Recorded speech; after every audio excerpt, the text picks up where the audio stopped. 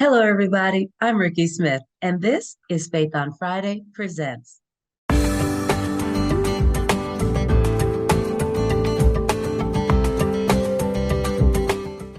At Faith on Friday Presents, we're all about highlighting inspiring people, engaging topics, and small businesses. And while you're here, don't forget, subscribe, like, and share our content with your connections, with your networks. We appreciate that as well. So, you have fur babies, pets, animals, your little lovies, whatever they are to you, they are yours and you adore them. But what are they thinking? What would they say to you if they could talk? Have you ever looked into the eyes of your animal and wonder, are you yelling at me? Well, today we're going to talk to somebody who's going to help us kind of understand what they're saying, what they mean, and how we can understand them. Y'all, please say hello to Maribeth Decker. Hi, Maribeth. Hi, Ricky. So glad to be here. Thank you so much for joining me. I appreciate it because this is an interesting topic. A lot of people have what they call their fur babies. They are their dogs, their cats, whatever. And we've all wondered, what is that little animal thinking about? And how can I better understand them? So, Mary Beth, first of all, tell us a little bit about yourself, where you are, and what it is you do. So, as you already said, Ricky, I'm an intuitive animal communicator. I also have the abilities in the area of medical intuition, of finding out information about the body and energy healing. So I have these three big skills. I'm here in Alexandria, Virginia, and I okay. So there's been a shift. I've been hearing it from so many people lately. Like my husband's grandfather, my husband's grandfather had beagles, but they were all in the yard and they were just there for hunting. And so Sure. now they're part of our family. We've made a big shift about our relationship with people and our animals. That relationship is, for most of us, it's family. It's not Yeah. just, feed the dog, whatever. Let it go. And Right. so, what I focus on is that connection and what's getting in the way. And people come to me with, oh my goodness, behavioral issues. I call them emotional issues, which usually show up in behavior like anxiety and things like that. And then Mhm. physical issues, and even to as the animals are getting closer to end of life, helping Sure. through that and even Hmm. beyond. So that's where I come in. I feel like I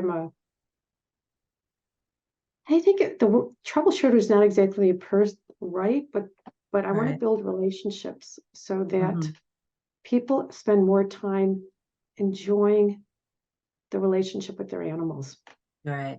I mean, but there's so much in that, Mary Beth. I mean, I grew up like you. We had dogs and cats and animals or whatever. They didn't stay in the house. They were usually out in the yard. You go feed the dog, you play with the dog, you may or may not walk the dog. You know what I mean?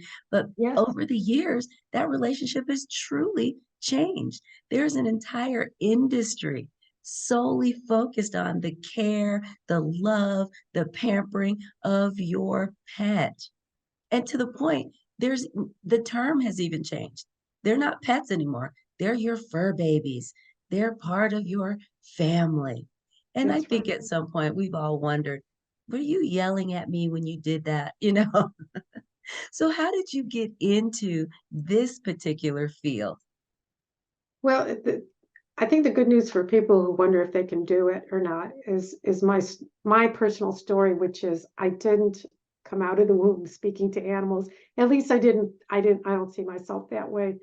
Mm, And it was not until kind of finishing my second career, I was in the Navy, I'm a retired Navy oh, officer, and then I was in an association. And at the end of mhm, that, I got this urge to learn massage.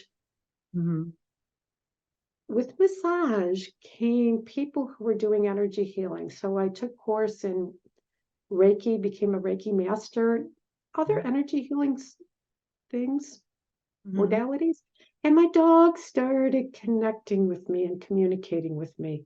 And I'm like, what the heck? What's Is that, going on? Maribeth, that sounds so weird, right? I'm To taking these me, it classes, was. and all of a sudden my dog starts to communicate with me. That that sounds just like, are you okay, Maribeth? What were Well, you I went through thinking? that whole thing personally, Ricky. I was like, no, wait a second. No, the Navy kept me. They don't usually deal with really crazy people. I'm in an association of, and I'm getting my job done. I'm raising a couple kids. Sure. Nope, nope, nope. I'm not insane. This is real. When Right. what do they say? When everything else, all the other issues or Whenever, explanations have yeah, rolled out, whatever's left. is the thing. But let me ask you, so when this started happening, I mean, was it some audible thing like your dog's like, so Maribeth, check it out? Or, I mean, what do you mean your dog started communicating with you? Okay, well, here you go. So the very first one was my dog Timmy. Now, I want to be clear. Timmy was already in spirit. He had passed Okay. a while ago. And I'm in the kitchen. I'm cooking a mediocre at best dinner for the kids. And out of the corner of my eye, I see him sitting in the dining room. Now, Mm, when I love ghost stories, but he wasn't a ghostly looking guy. He was like 3D sitting there in the living room, one ear up, one ear down, right. smiling at me. And I shift my view and look over and say, Timmy, and he's Right. gone. Mm, But he was there. He was, let's say it, his soul was still alive. He okay. looked happy and he was showing up to let me know he was good. What a Right. gift. Mm, So yeah. that was the start. And then I said, well, I got to cook dinner for the kids. So we got to move Right. on, Those you know. things want to eat again. Yeah, I get it. Yeah. Yeah, first time's the best. And then I had another experience with my dog Eddie. She was named by the kids, so that's why Eddie is a girl. And she had passed also. Mm, And I was getting ready for a trip to staff a meeting for the association, an annual meeting where mm, you got to be on, you got to be yeah. smiling. Gotta And do your we thing. had just let her go, Ricky, Hmm. and Mm, I was anything but that.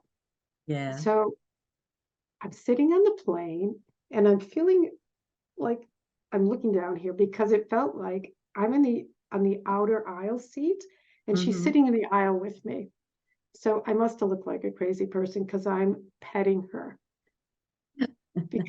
And she even spent some time with me the night before I had to be on, Hmm. just comforting me, Right. comforting me. Right. Uh, and so that also was just another gift. Yeah. Now, I'm Yeah, gonna have to yeah, go in. go ahead. I mean, I'm listening to this. I've met you before. We kind of talked about this. But for those that are watching, Mary Beth, what do you say to folks that say, okay, she's a nut. Now she's a spirit animal medium thing. I don't believe in this stuff anyway. What do you say to those people? I'd say, okay. I mean, Okay. okay. I got to tell you, when we start communicating with our animals on a deeper Hmm. level, Hmm. I believe it's like the Wizard of Oz, where you go from black and white to color. Wow. Mm, You want to stay in that black and white world? Have at it. I'm sticking here where my animals communicate with me and I communicate with other animals, and people mhm, start to get, I teach it. So I notice people also getting that new level of intimacy. Oh, mhm, okay, be there if you want to be. right. I'm over So here. why is it important to have that intimacy, if you will, your word, with an animal and not seek, if you will, to get the same intimacy with people? What do you think? I mean, that's what I'm thinking. You know what I mean? I'm laughing. Thank you. That's a great question. Um, I have a couple thoughts in that area. Mm, The first is we, in our deepest level, we crave unconditional love. sure. And the human race I'm sorry to say, we are not good at that. That's an So area where true. we want it, but we can't give it Mm-hmm. as much Mm-hmm. as we want it. Right. So I kind of wonder if animals have stepped up. Just just listen I and know. said, Go with me, okay, huh? we will, all right, we hear you. You need some help. We're moving in. We're gonna shift and be part of your family, and you're gonna get some unconditional love from us. Um, and they love it too. I mean, Sure. the bond between people and their animals. Uh, I like to joke with people to say, I work with people who love their animals as much as or more than the humans Mm-hmm. in the world. Right? Because we all know people who like animals more than people. And if you're a people, we get it. You know what I mean? Because, like you said, people are different to say the least. So, when you're doing this and you're communicating, if you will, with these animals, are you only communicating with animals who have passed on? Or are you communicating Oh, with Rex that's still at the house, who's peeing in the middle of the floor? What, who are you talking to, Maribeth? oh, good. Yeah, thank you for asking that because I also had communications from my animals who are still alive, and the guys who are still here on the planet are the ones that Hmm. push me forward to learn animal communication. So yeah, Hmm. most of my stuff is with animals who are still around. Hmm. The cat who's not using the litter box, the dog who is got a lot of anxiety because they they are adopted from an awful situation and they Hmm. haven't recovered from it. Um, Sure. yeah, and so when there's behavioral problems with animals who are still on the Hmm. planet, yeah, Hmm. that's most of my stuff. Yeah. So the teaching that do you do it virtually or do you do it in person? Is it just for folks in your area? Who do you work with? Oh, I decided to do virtually uh, Mm. because I'd like to reach more people. So it's Sure. virtual. We do through the Zoom, and Mhm. it's wonderful. And so Yeah. it really our focus is to help people connect with their own animals, Hmm. but it's a skill that once you learn it, you can connect Yeah. We're going to talk about to this in a second. You're saying others. once you learn it. So when you're doing this training, this communicating, if you will, what are you learning? I mean, in my mind, because I have no idea what this looks like. So, I mean, my mind in the stereotypical way of thinking, I'm thinking psychiatry, and you have your cat and the dog laying on a couch, and you're sitting there next to them with a chair and a tabs going. So, tell me about your mother. What does it look like? Well, what we're learning is first we're learning to listen, and also what part of that is getting some mindsets out of the way that Mhm. you have to be born with this gift. Um, and I'm living proof that you don't if you decide that I'm not crazy. Okay, but you can really we start to recognize, this is my understanding of it, that our brains are and our body are designed to pick up energy, and you might think of it Mm. as vibrations or Mhm. electrical stuff because you think of the brain as Sure. all electricity. Mhm. And so it's already we're already set up to pick it up. Mhm. um, if you think about physiology, the ears actually just bring in the vibrations. It goes up to the brain, and the brain says, ah, that's Ricky. Okay. Yeah. And it's English. I can understand her. Sure. So I teach people to start to shift their mindset to say, there's the connections are there, Mhm. just need to start paying attention. And the second part is our our animals are already, as you kept speaking to, thank you so much. They're already projecting and sending information to us. We need to complete the connection. Yeah. And part of Wow. it is the practice and getting quiet and figuring. or let's see, a better word is noticing what your easiest way of receiving is. Is it Mm, pictures? Is it words? Is it right. stuff in your body? Is it just a knowing? Hmm. That So that's it's there's so much stuff in here. I mean, and those of us who spend a lot of time online, we've seen those videos where they have these buttons where dogs are pushing them and they're basically trying, they're using English words. They know what that word is, they know what it means, and they're pushing these buttons to say, no or yes or outside.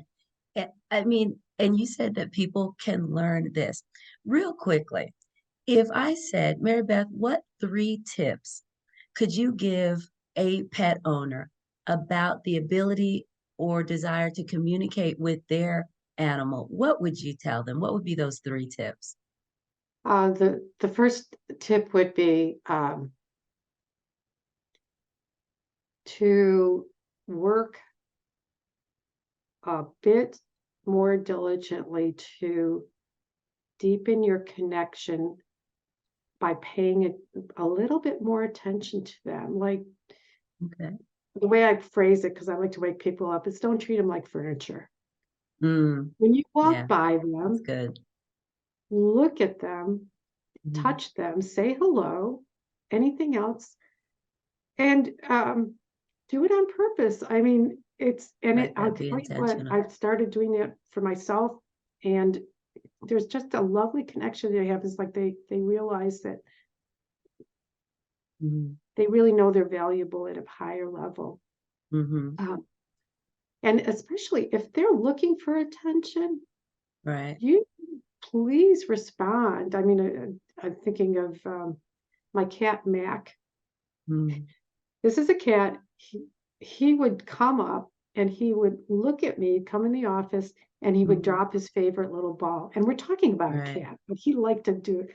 And I would look at him and I would say, Mac, I can't do it right now, Right. but maybe in about a half an hour.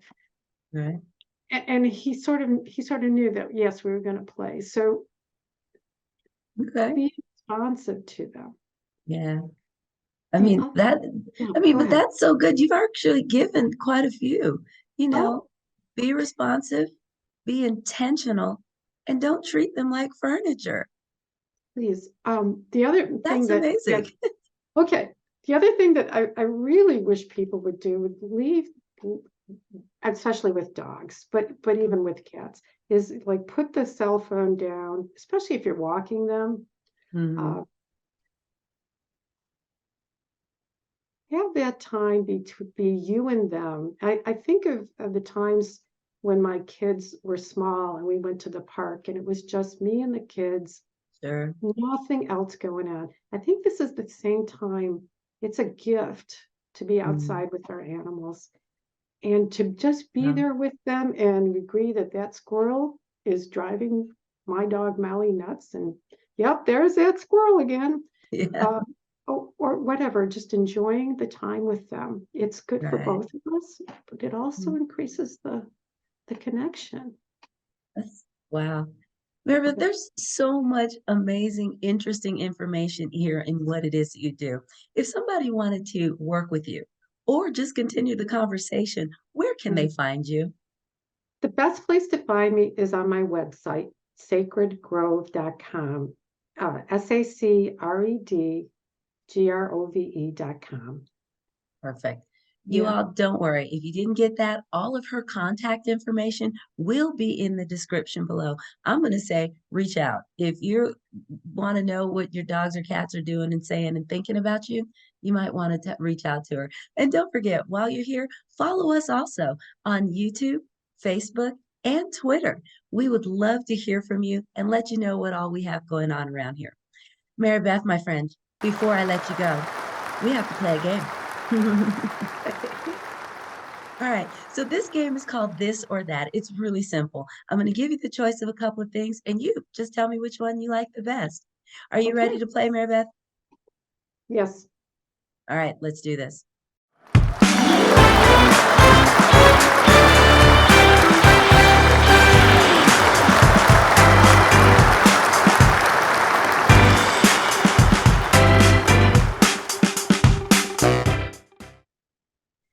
Grits or oatmeal?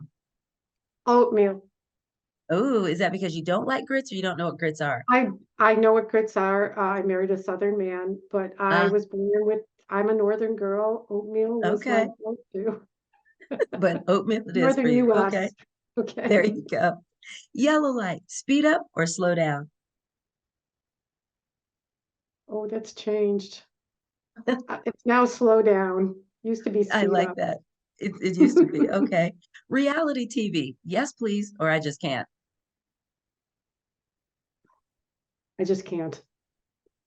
Oh, I've tried, but I have tried. I can't get it. I just can't get there. Target or Walmart? Target. I Bare don't know feet? why. I mean, I do. I'm not even going to get into it, but I know why I like Target better. Okay. Anyway, house slippers or bare feet? House slippers. Hmm. Here's the biggest debate. Toilet paper roll, over or under? Over. It How can is that be a the, debate? it just is. I don't know why it is, but it is. And finally, Mary Beth, what is a popular phrase or term that you hope to never hear again? Oh, now I got to think. Um, oh, I'm sorry. This is not good stuff for me. That's Um, okay. like, like, like, when it just starts coming into the conversation, like, I can't think of Mine, it now. mine right now is people starting a conversation with so or starting a sentence. Oh, that's right.